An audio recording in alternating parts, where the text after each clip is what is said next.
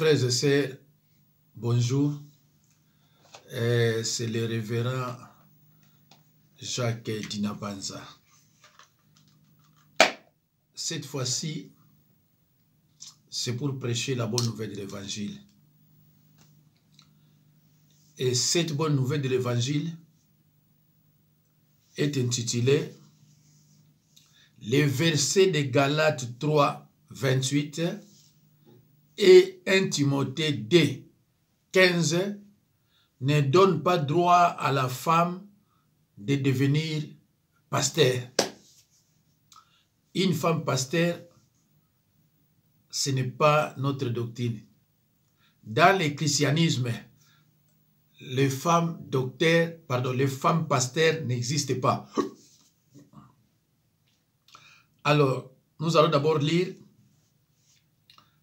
dans Galates 3, 28 et 1 Timothée 2, 15 et nous y reviendrons après. Alors, Galates 3, 28. Je lis au nom de Jésus-Christ. Il n'y a plus ni juif ni grec. Il n'y a plus ni esclave ni libre. Il n'y a plus ni homme ni femme, car tous vous êtes un en Jésus-Christ.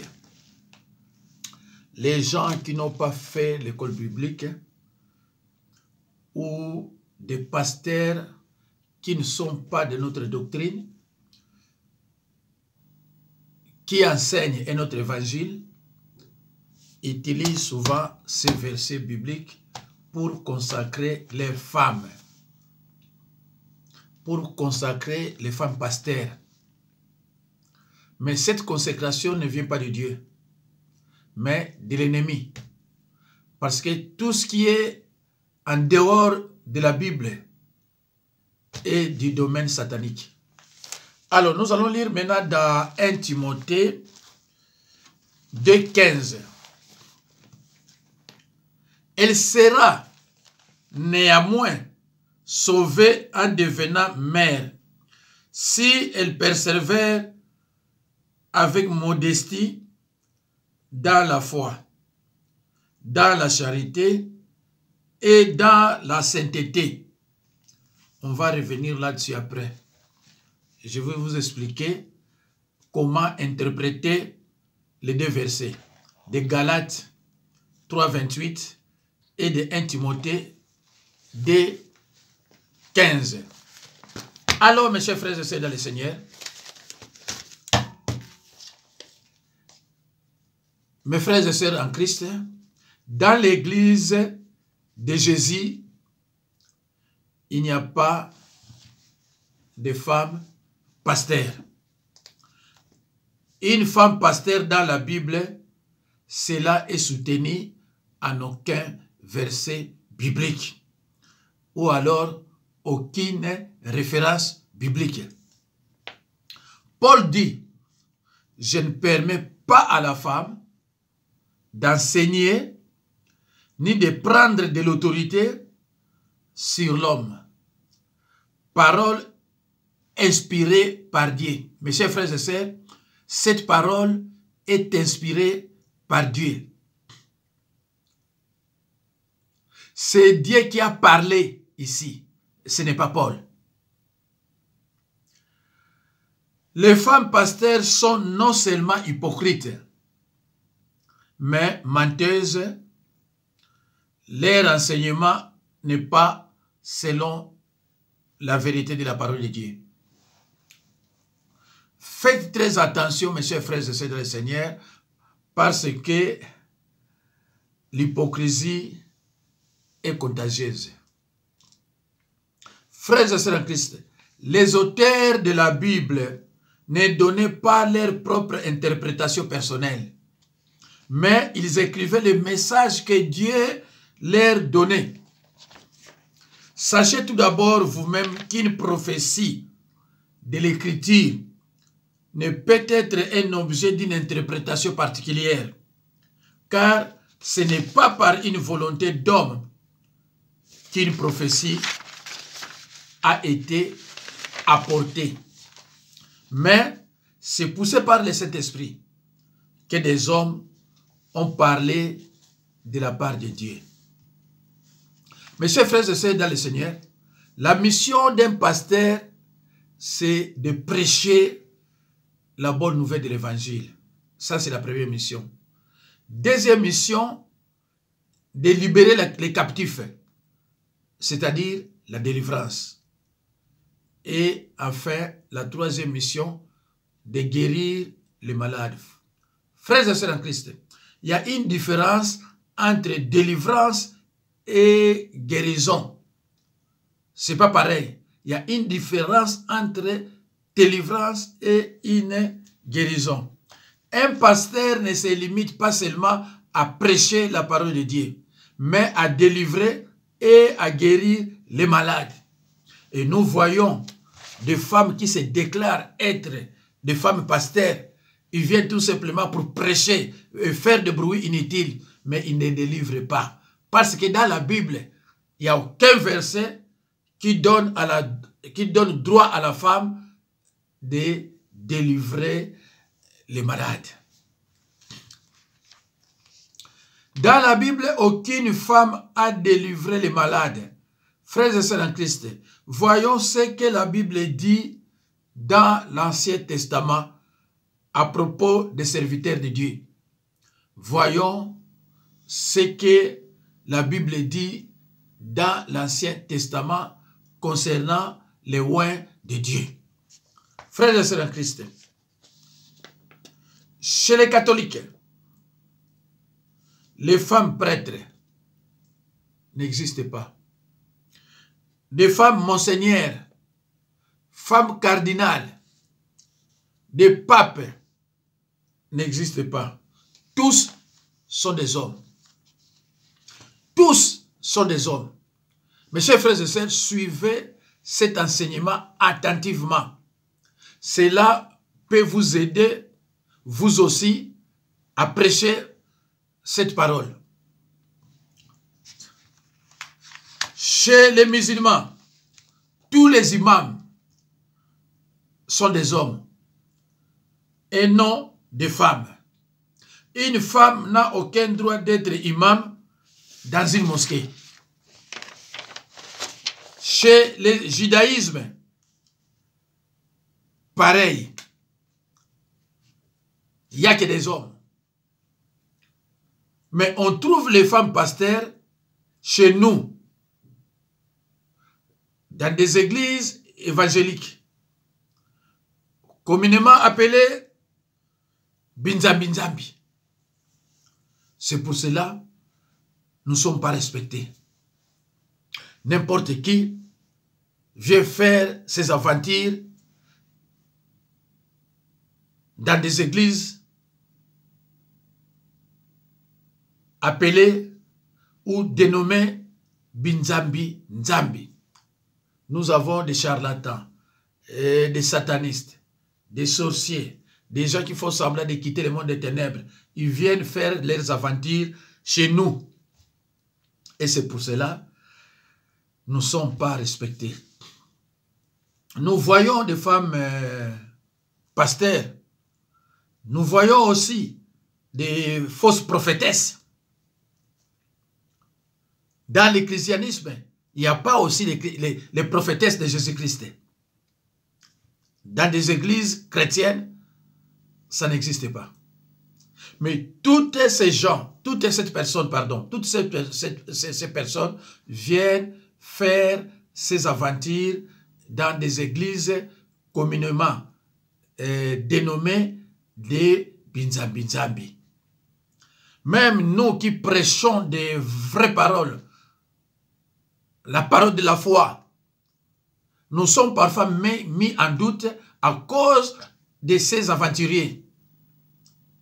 On ne trouve jamais les femmes pasteurs, non, les femmes prêtres, monseigneurs,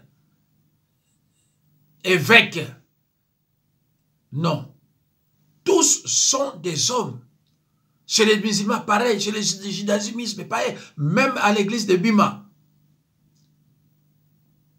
Dans l'église de Bima, les femmes ne prêchent pas. Il n'y a pas de femmes pasteurs là-bas. Aujourd'hui, on voit les femmes pasteurs en pagaille en train de prêcher des hérésies. Ils prêchent n'importe quoi. Dans l'Ancien Testament, des sacrificateurs étaient des rois de Dieu. Et aucune femme a été choisie comme sacrificateur. Dans l'Ancien Testament, les sacrificateurs étaient des rois de Dieu. Et aucune femme a été choisie sacrificateur. Aucune. Tous étaient des hommes. Les Lévites avaient donc été mis à part par les seigneurs. Deutéronome 18, 1 à 2. Les Lévites avaient donc été mis à part par les seigneurs. Deutéronome 18, 1 à 2. Mes chers frères et sœurs, tous les sacrificateurs étaient des Lévites, des peuples de Dieu mis à part.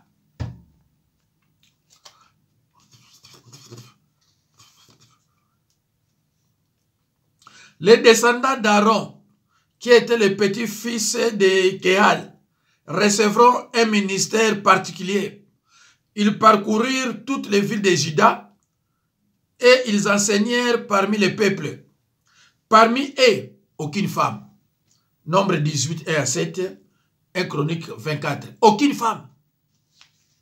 Marie, la grande sœur de Moïse. Marie, la grande sœur de Moïse, qui était prophétesse et chantre. Mais nulle part, nous avons vu ses activités de prophète. Elle n'a pas prophétisé.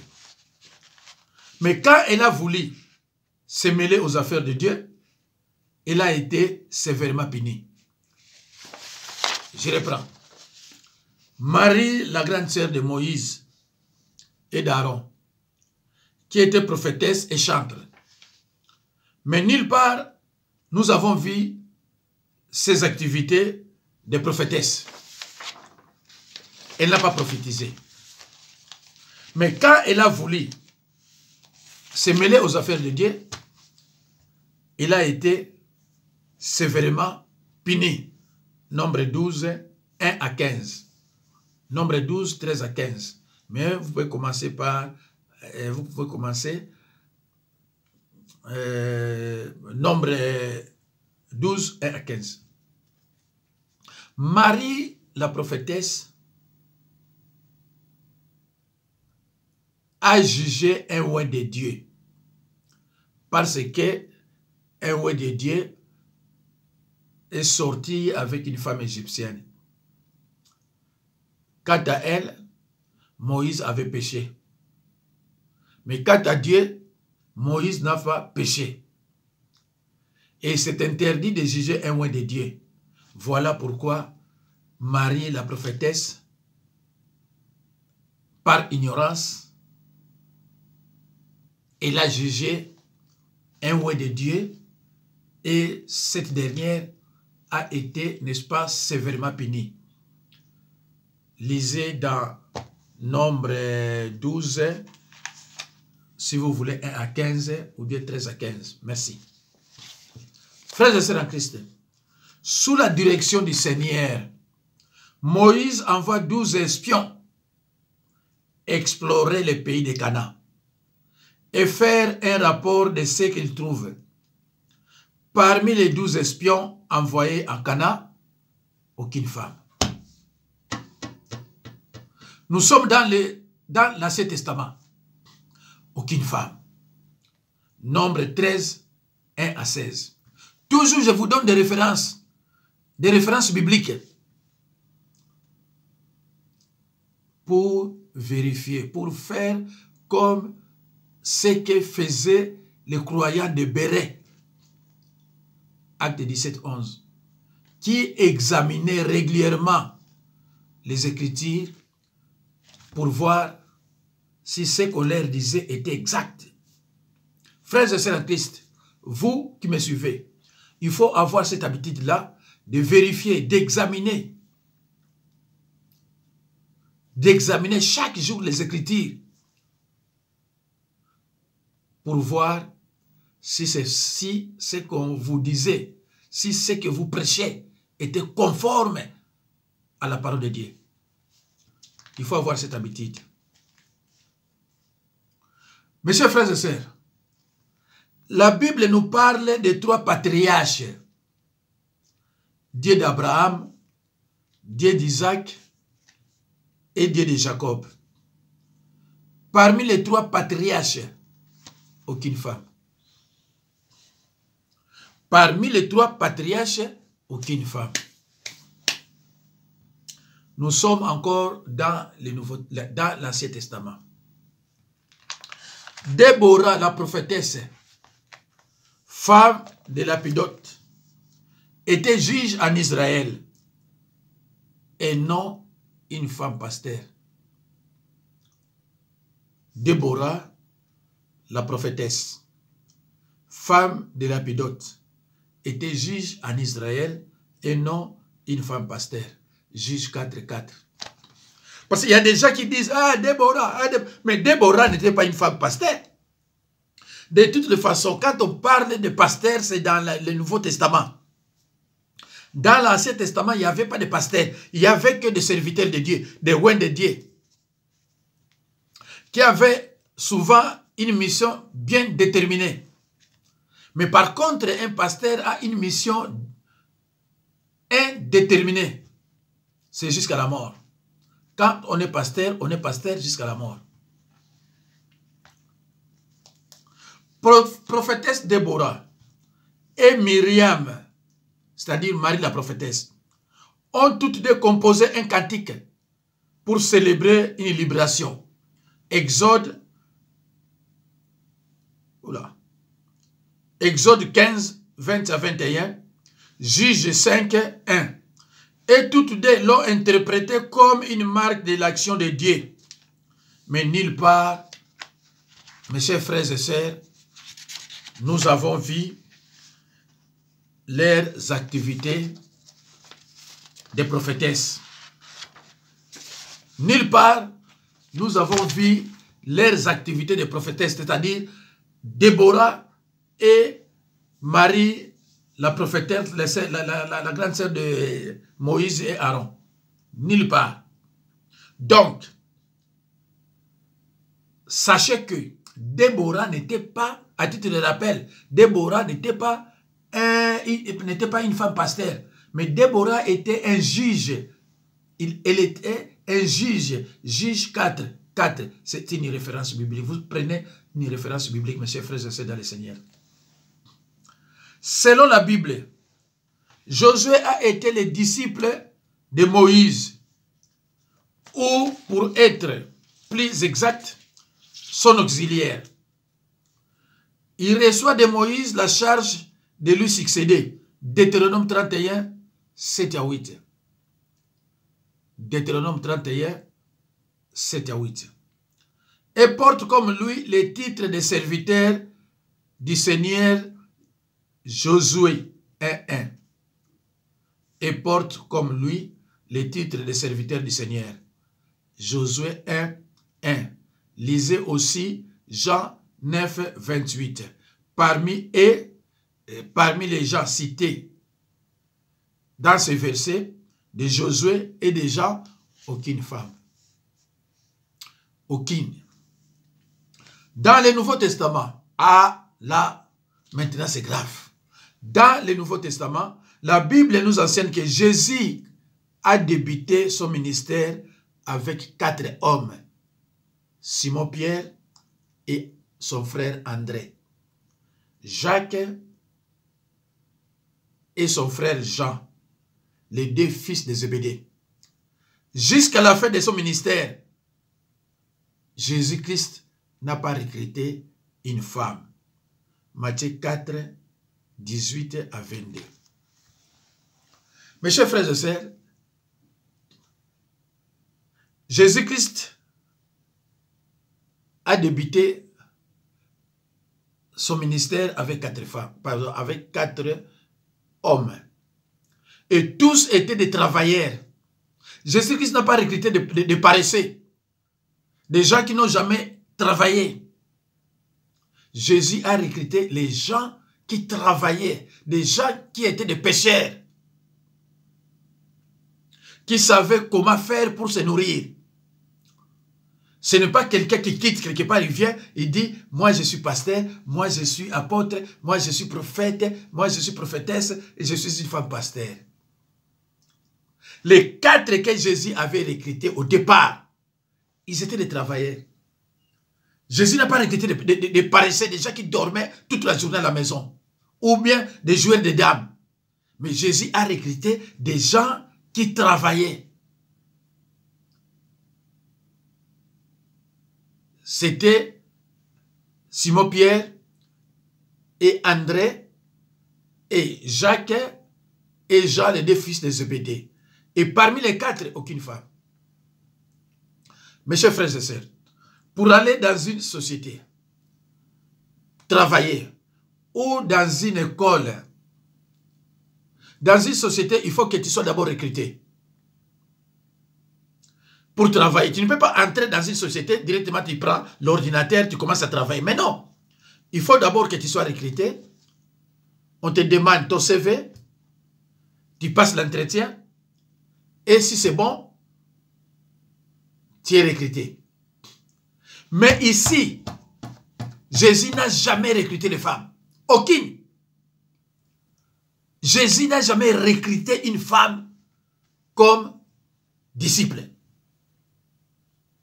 70 disciples, aucune femme. Alors, vous imitez qui? Qui imitez-vous? Mais vous êtes devenu femme pasteur comment? Parce que Jésus n'a pas recruté,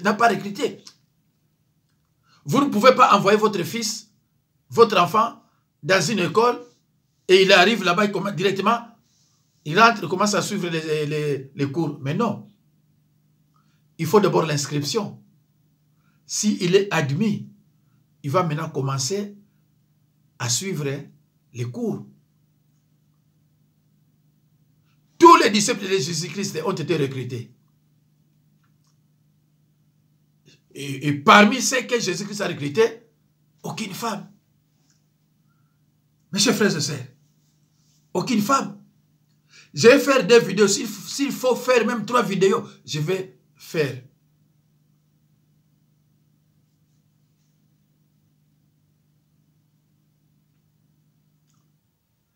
Alors, je disais, Pierre, André, Jacques et Jean.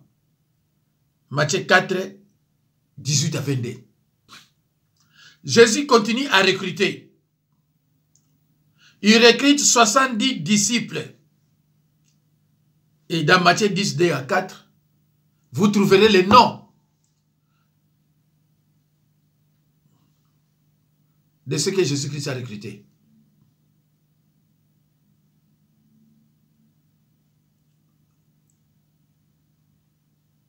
Non, dans Matthieu 10, 2 à 4, je crois, les noms des 12 apôtres, si je ne me trompe pas. Oui, voilà. Jésus continue à recruter. Il recrute 70 disciples. Parmi eux, aucune femme. 70 disciples, ce n'est pas 30 ou bien 7. Mais parmi les 70, aucune femme. Aucune femme.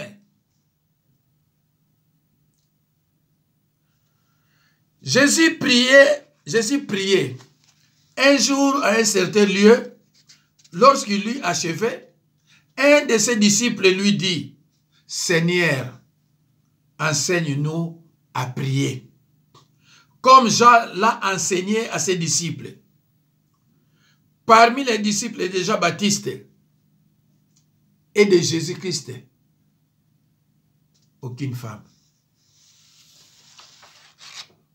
Aucune femme. Luc 11, 1.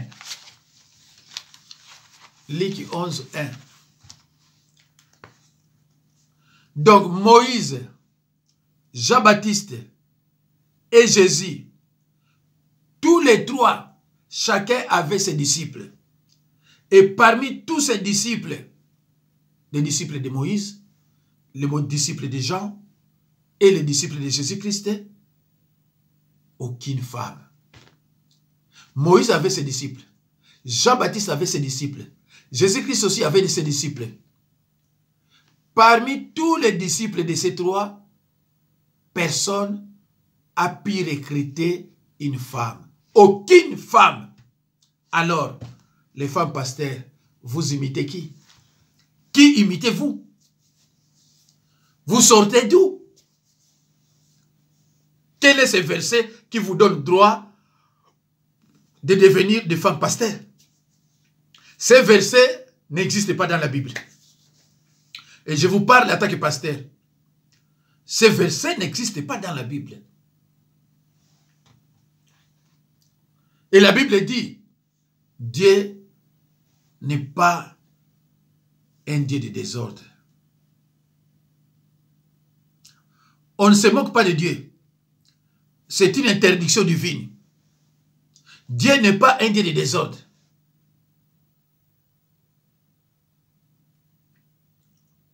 Au final, Jésus a choisi 12 disciples, appelés les 12 apôtres. Parmi eux, aucune femme. Parmi eux, aucune femme. Matthias élu.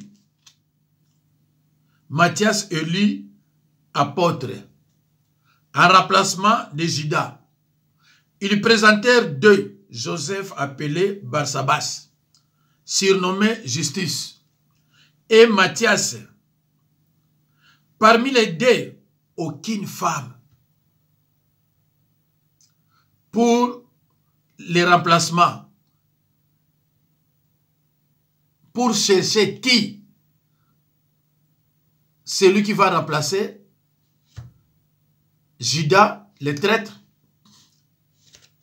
On a pris des candidats. Même les deux candidats, aucune femme. Une femme, qu'elle soit au moins candidate. Non. Les apôtres ont refusé. Aucune femme. J'ai dit bien aucune femme.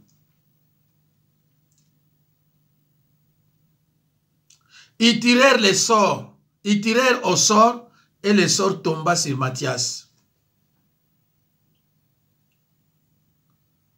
Acte 1, 12 à 23. Je vous donne tout. Non, non, non, non, non, non. Qu'est-ce que je dis? Oh là là. Acte 1, 12 à 23 par là. Frères et sœurs en Christ, nous savons que tout ce que Dieu fait, Satan a fait une copie pour détourner les hommes du bon chemin. Frères et sœurs en Christ, nous savons que tout ce que Dieu fait, Satan a fait une copie pour détourner les hommes du bon chemin. 2 Corinthiens 11, 14 à 15. 2 Corinthiens 11, 14 à 15. Et cela n'est pas étonnant puisque Satan lui-même se déguise en ange de lumière. Il n'est donc pas étrange que ces ministres aussi se déguisent en ange de justice.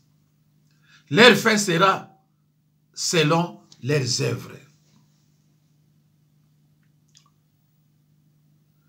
Des gens, des sorciers satanistes qui se déguisent en chrétiens et après on les appelle pasteurs, apôtres, prophètes, femmes pasteurs. Mais la Bible dit leur fin sera selon leurs œuvres. Dieu les traitera selon leurs œuvres. Continuez. Continuez à détruire les enfants de Dieu. Mais moi je vous dis, dans le christianisme, la femme pasteur n'existe pas. Il n'y a pas de femme pasteur dans le christianisme. Bref, dans la Bible, un verset qui donne droit à la femme de devenir pasteur, donnez-moi ces versets. Donnez-moi ces versets, s'il vous plaît. Vous avez mon numéro. 06 51 03 92 89. 06 51 03 92 89. Envoyez-moi ces versets qui donnent droit à la femme d'être pasteur. Attention, si vous êtes une femme pasteur, vous m'appelez. Si j'ai votre numéro, cela peut provoquer la fermeture de votre église. Je vous préviens déjà. Alors, la mission des 70 disciples. Jésus les envoya deux en deux, devant lui, dans toutes les villes et dans tous les lieux où lui-même devait aller. Parmi eux, aucune femme. Parmi eux, aucune femme est partie prêcher la parole de Dieu. Mes chers frères et sœurs dans le Seigneur, partout où Jésus était, partout où Jésus enseignait la parole, Marie de Magdala, après sa délivrance, était tout le temps là. Après la délivrance de Marie de Magdala, il était partout avec Jésus-Christ. Et lorsque Jésus-Christ prêchait, enseignait la parole à ses disciples, Marie de Magdala était là. Mais aucun jour, Jésus a demandé à Marie de Magdala de suivre les disciples qui vont prêcher la parole. Si une femme pouvait être une femme pasteur, ça serait Marie de Magdala. Mais Jésus-Christ n'a pas permis à Marie de Magdala de prendre la Bible et de prêcher. Ou d'accompagner, c'est vrai qu'il n'y avait pas de Bible à cette époque-là, ou d'accompagner les disciples prêcher la bonne nouvelle de l'évangile. Luc 10, 1. Mes chers frères et sœurs dans le Seigneur, on ne peut pas servir Dieu en dehors de sa volonté.